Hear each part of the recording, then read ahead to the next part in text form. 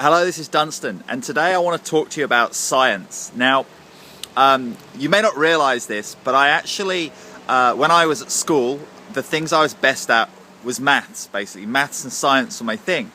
And because I was good at it, I ended up going to Cambridge University to study maths. And I kind of struggled because the teaching didn't really match my learning style. So after a couple of years, I shifted across to engineering.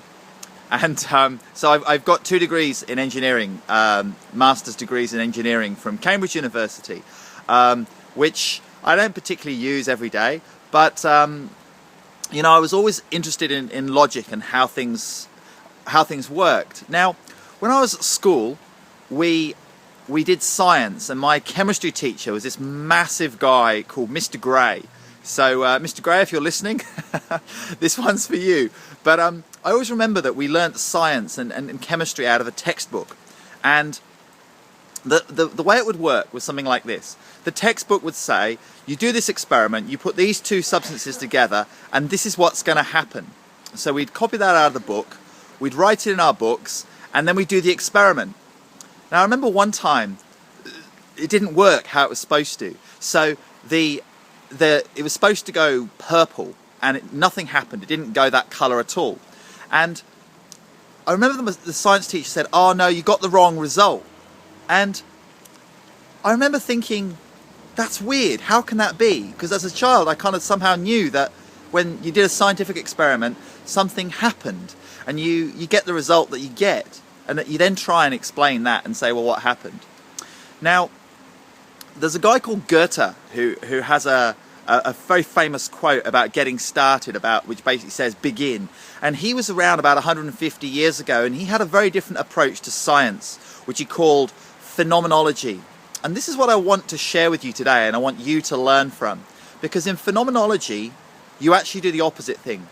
You start off with an experiment and you see what happens. And then you kind of contemplate that, and you look at it and you go, well, what happened? And that's interesting. Let's draw it. Let's see why do we think that might have happened? And then you arrive at the theory.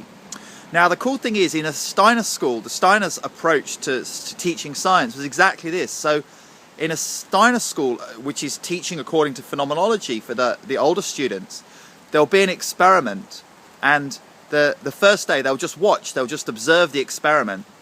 The second day, they'll look at it and they'll then repeat the experiment, but then they'll draw it. They'll do an artistic reproduction and really think about it and really contemplate deep in their being what actually happened there. And then the third day is when they come up with the theory.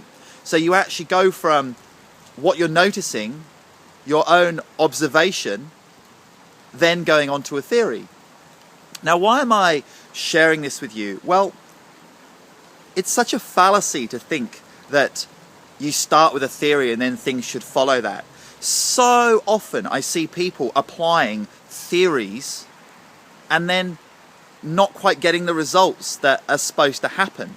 So there's all sorts of different theories in business or in learning, and I'd like to encourage you to try your own experiments when you want to get a certain result in your business or in your life. Try it and see what happens.